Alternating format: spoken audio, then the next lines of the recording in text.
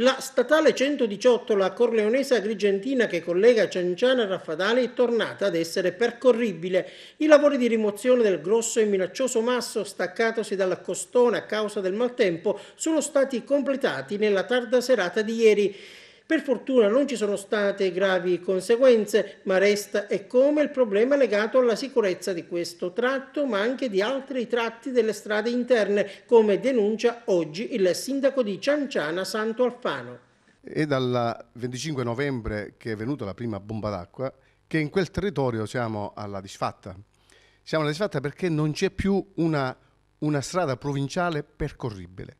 E io parlo, sentendo ieri anche i colleghi della montagna, dell'entroterra, da Casteltermine, Cammarata, San Giovanni, Sant'Angelo, Lucca, Burgio, Villafranca, avendo e apprendendo notizie che anche da quelle parti le strade provinciali non esistono più. Qui dobbiamo capire ormai cosa dobbiamo fare. Noi sindaci siamo nelle condizioni di veramente di mollare le fasce dal prefetto e lasciare tutto alla disperazione, perché non siamo in condizione di garantire il minimo. E per quando parliamo di minimo, parliamo di quelle cose che in tutta la parte del mondo è normale. Cioè andare a lavorare la mattina, andare a scuola, andare all'ospedale, deve essere una cosa normale. In sicurezza.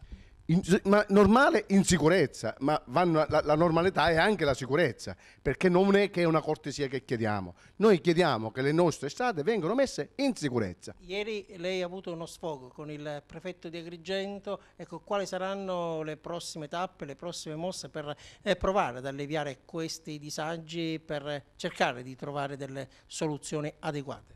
Sì, ieri poi Sua Eccellenza mi ha chiamato dopo l'avventura della mattina e mi ha manifestato il suo dispiacere e ha convocato, e per questo lo ringrazio, e ha già programmato per martedì mattina alle ore 9:30 una riunione con i sindaci della montagna, diciamo dei 10 comuni, per verificare finalmente la fattibilità dei lavori di queste strade. E lo facciamo assieme sia all'ANAS sia con il commissario del Libero Consorzio.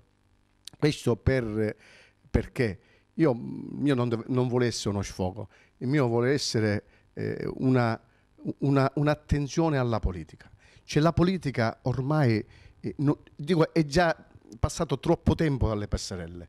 Noi abbiamo avuto il Presidente del Consiglio Renzi, è venuto a firmare il protocollo, abbiamo avuto belle notizie di finanziamenti, però di fatto a oggi non abbiamo visto un solo lavoro, un solo cantiere iniziare. Ormai è finito il tempo delle passerelle.